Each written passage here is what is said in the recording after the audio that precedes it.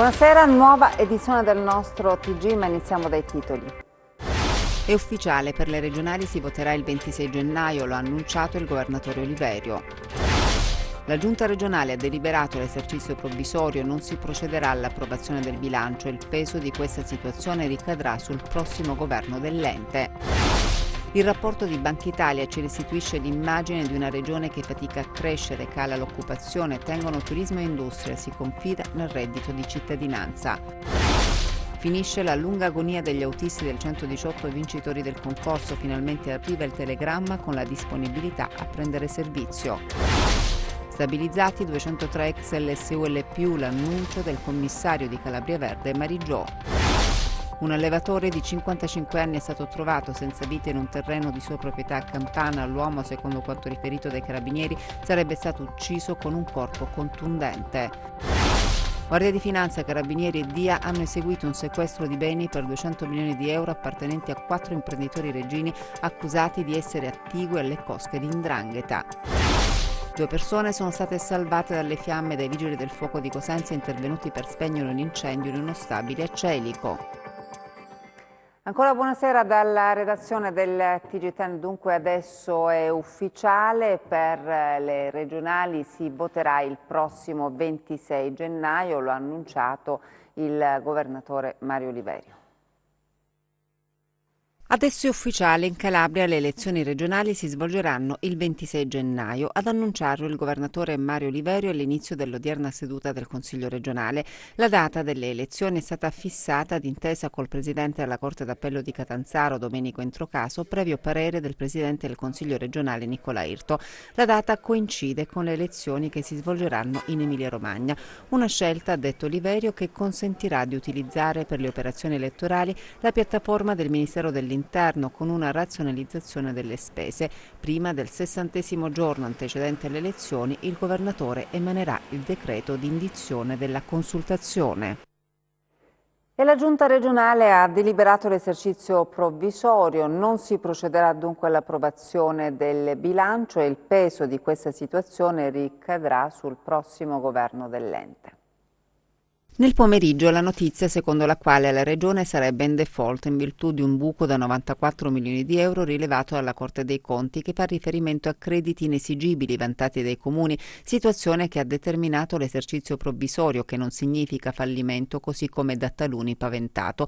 È stato lo stesso Oliverio in serata a chiarire il problema, dicendo che le misure suggerite dalla Corte dei Conti circa un recupero di un debito che i comuni hanno verso la Regione sono state assunte.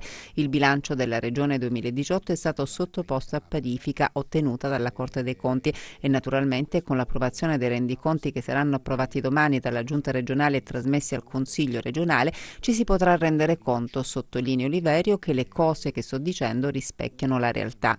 Il problema c'è, ma non è drammatico e presto, come lo stesso governatore ha evidenziato, darà l'occasione ai calabresi di verificare l'affermazione fatta.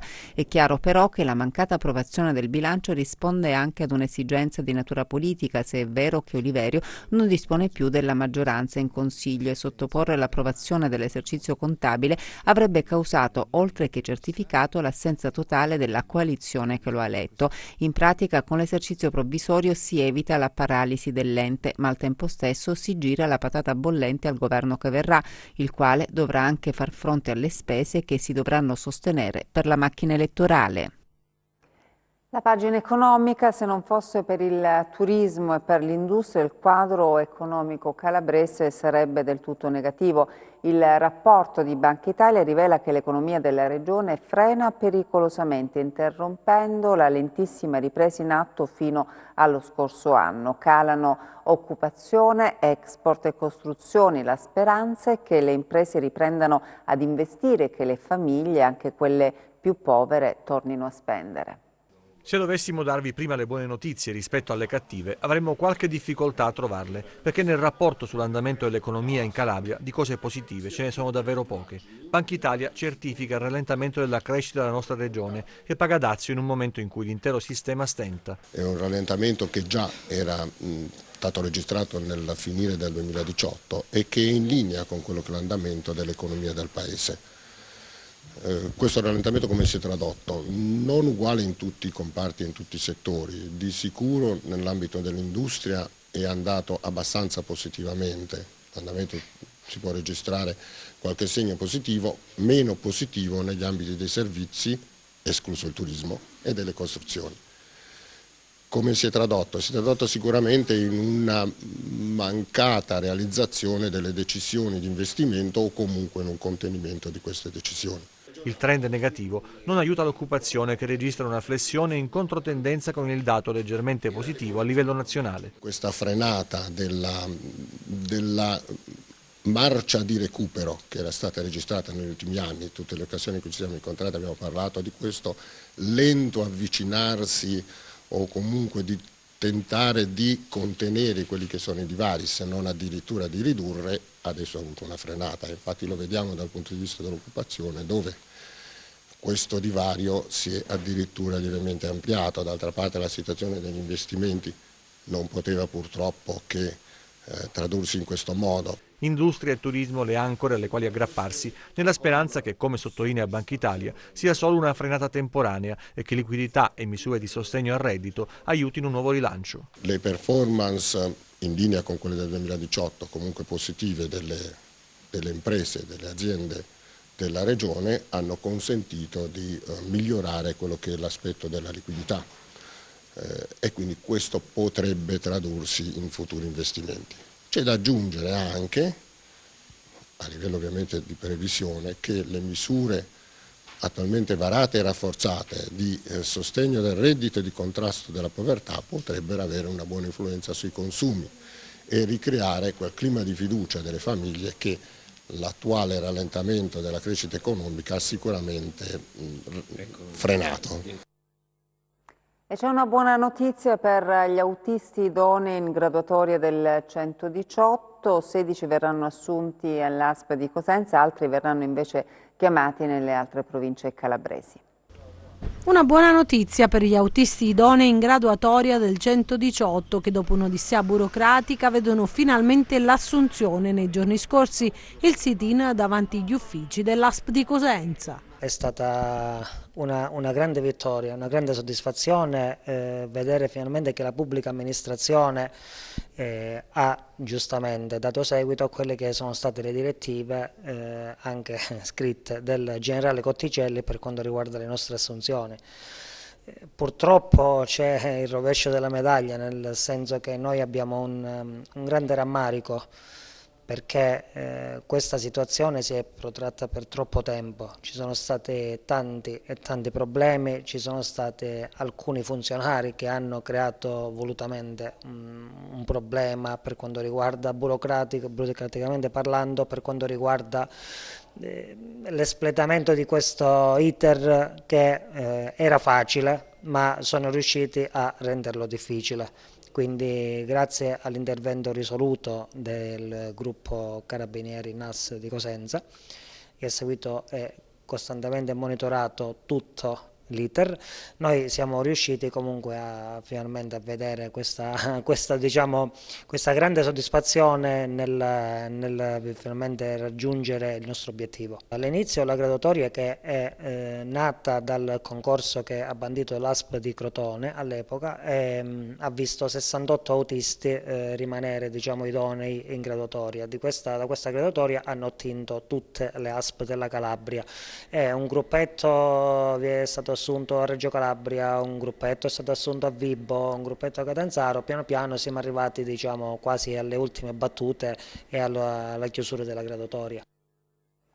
E Calabria Verde stabilizza 203 ex LSU e delle più, l'annuncio del commissario dell'ente in house della regione Margiò. Calabria Verde ha concluso il processo di stabilizzazione dei 203 dipendenti facenti parte degli ex LSU e le più provenienti dalle ex comunità montane che nell'aprile del 2016 erano transitati in Calabria Verde. Così Aloisio Mariggiò, commissario straordinario dell'ente strumentale della regione che si occupa di forestazione, in una lettera inviata al governatore Mario Liverio.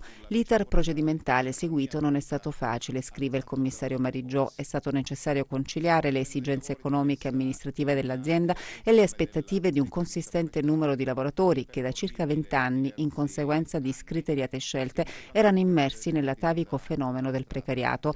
Ad ognuno di loro, tra l'altro, rileva il commissario di Calabria Verde, era preclusa la possibilità di cumulare oneri previdenziali, cosa nel 2019 assurda.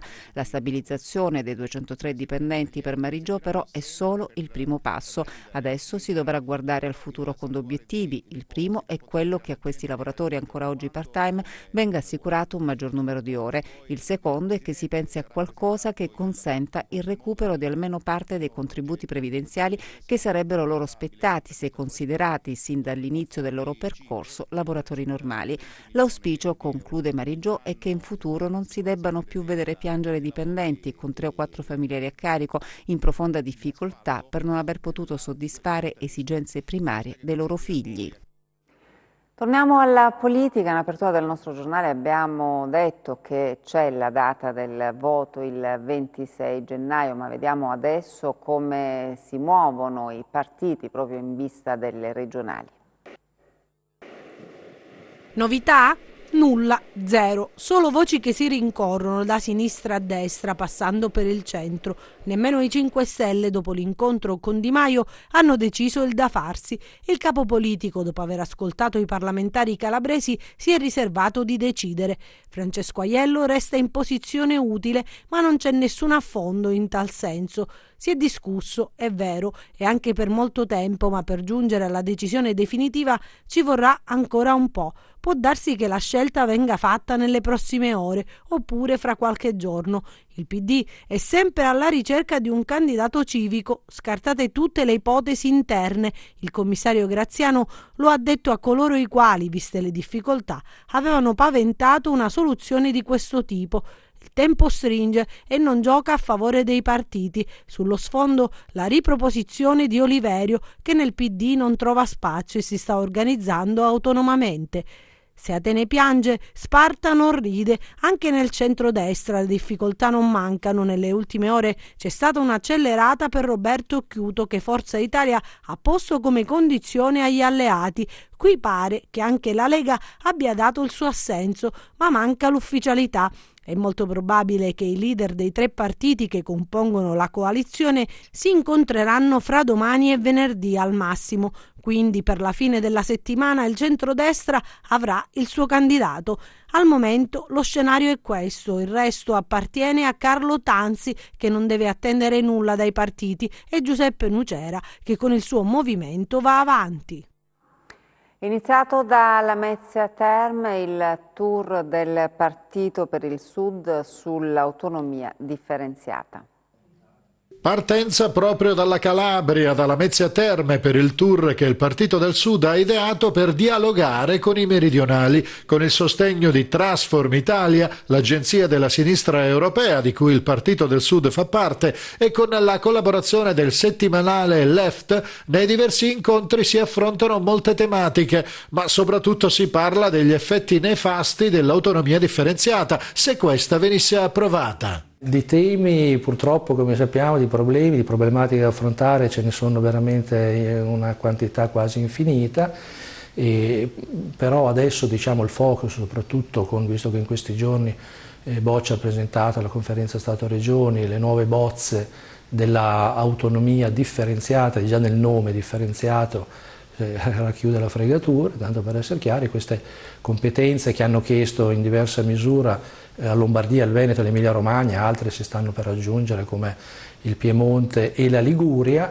che si basano, almeno da quello che si è potuto leggere nelle bozze, e adesso vedremo poi cosa verrà fuori, ancora sul tema della spesa storica e quella rapina, diciamo così, nel vero senso della parola, che ha permesso negli ultimi 10 anni di sottrarre risorse al Sud per più di 61 miliardi di euro all'anno, e oggi vediamo come è ridotto, purtroppo, nel senso purtroppo drammatico, il Sud, con alcune problematiche, quale la mancanza di infrastrutture, la mancanza di asili, la mancanza, voglio dire, di tutto quello che conosciamo benissimo, e anche un impoverimento anche da parte dei cittadini, che sta raggiungendo quote notevoli, così come l'immigrazione di cervelli e braccia, purtroppo.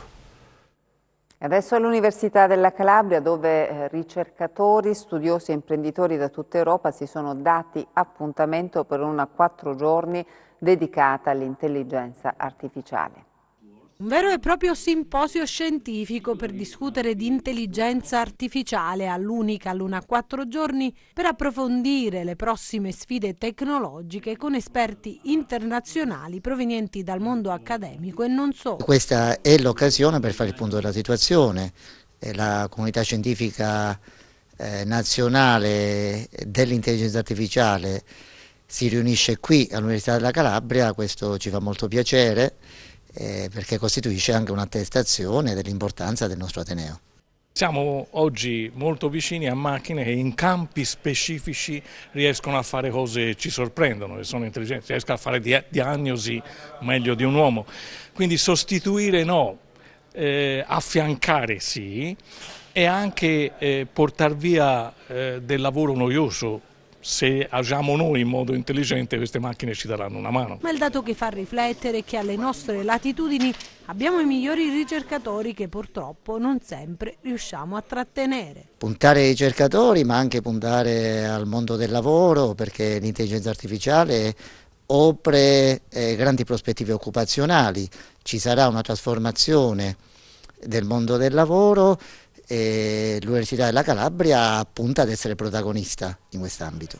Questo è uno dei centri di eccellenza in Italia sull'intelligenza artificiale. L'Italia ha una forte storia e forte competenza sull'intelligenza artificiale e l'Università della Calabria è da sempre uno dei centri importanti e ci sono ricercatori fantastici. Il grande problema è che questi ricercatori fantastici stanno invecchiando, perché i giovani vanno via e noi dobbiamo lottare per ricostruire un sistema socio-economico che funzioni sia per l'università sia nel mondo della ricerca, non solo per attrarre ma per far rimanere i giovani, perché ce li stanno portando via proprio perché abbiamo dei centri d'eccellenza che formano della gente e poi la gente ci invidia e in questo momento ci viene portata via. La cronaca, Guardia di Finanza, Carabinieri e DIA hanno eseguito un sequestro di beni per 200 milioni di euro appartenenti a 4 imprenditori reggini accusati di essere attigui alle cosche di 'ndrangheta. Sono indiziati di appartenenza o contiguità alle cosche Tegano e De Stefano i 4 imprenditori di Reggio Calabria ai quali Carabinieri e Guardia di Finanza hanno sequestrato beni per complessivi 200 milioni di euro.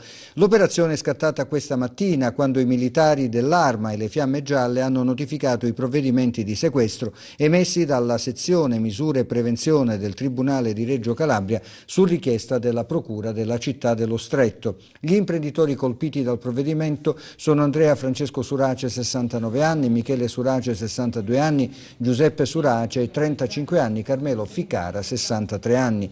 Tutti e 4 erano stati arrestati nell'ambito della operazione Monopoli di cui l'attività di oggi rappresenta un effetto, condotta dai Carabinieri nel 2018. L'attività investigativa aveva messo in luce un sistema di cointeressenze criminali attraverso il quale gli imprenditori, sostenuti dall'aiuto delle cosche reggine, avevano acquisito illecite fortune ripulite con l'avvio di attività commerciali. Andrea Giordano e Michele Surace gestivano ad esempio l'unica sala bingo della città, ma non solo tombole per ricchi, nella cassaforte gli affari conservati erano tanti altri e toccavano diversi settori, compreso quello edilizio. Numerose costruzioni residenziali furono realizzate, il Mary Park ad esempio è uno del ricco elenco. Oggi l'affermazione che l'imprenditore che beneficia dell'appoggio dell''ndrangheta per sbaragliare la concorrenza, per affermarsi in pregiudizio dell'economia legale, vedrà i suoi beni sottratti da parte dello Stato. Quello che noi vogliamo appunto oggi rappresentare è che la Procura della Repubblica di Reggio Calabria, per quanto riguarda la sua attività, non si fermerà all'aggressione dei patrimoni in loco, ma attraverso una serie di relazioni, di coordinamento con la Direzione Nazionale Antimafia, con Eurojust, aggredirà questi patrimoni ovunque essi siano stati proiettati.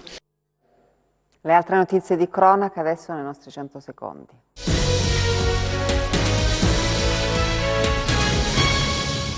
Lo hanno trovato morto in un appezzamento di terreno in cui lavorava a Campana, nel Cosentino. L'uomo, 55 anni, era sposato e padre di 2 figli, un allevatore. Dalle prime verifiche sembrerebbe che il 55enne sia stato ucciso con un corpo contundente, ma non si esclude l'uso di arma da fuoco. A trovare il corpo senza vita dell'allevatore, uno dei 2 figli, che ha subito allertato i carabinieri. I militari giunti sul posto hanno avviato le indagini, che sono coordinate dalla Procura della Repubblica di Castropillari. Le indagini dei carabinieri di Vibo Valentia hanno accertato il suicidio. Bruno Fuduli, ex collaboratore di giustizia ed ex infiltrato del ROS, si è impiccato. La Procura della Repubblica di Vibo Valentia ha avviato gli accertamenti di rito, dai quali non è emerso alcun elemento che possa far presupporre la responsabilità di terzi nella morte di Fuduli.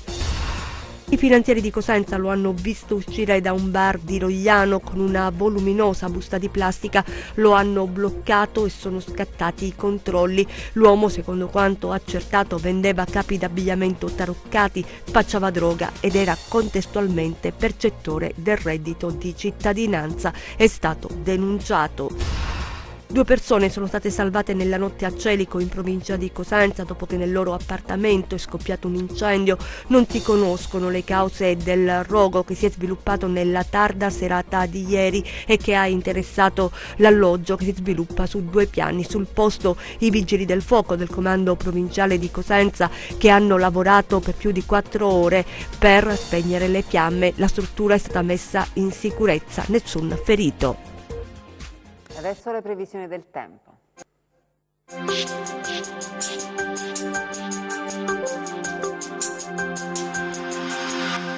Insistono correnti occidentali perturbate di origine atlantica attraverso il Mediterraneo occidentale. Un'ennesima perturbazione apporterà maltempo diffuso sul nord della nostra penisola e le regioni tirreniche centrali. Sulla Calabria gli effetti di tale peggioramento si avvertiranno in maniera più modesta a partire dal pomeriggio di martedì.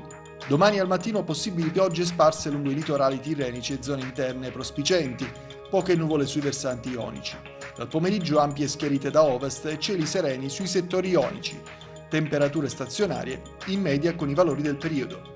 Passiamo a mari e venti. Domani ventilazione occidentale ovunque di intensità tra debole e moderata, mari generalmente mossi, localmente molto mosso l'Alto Tirreno Cosentino e poco mosso sotto costa il settore ionico sempre del Cosentino. Prima di salutarci vi ricordo il nostro sito web www.meteoincalabria.com e la nostra pagina Facebook Meteo in Calabria. Grazie per l'attenzione e buon proseguimento di serata, arrivederci.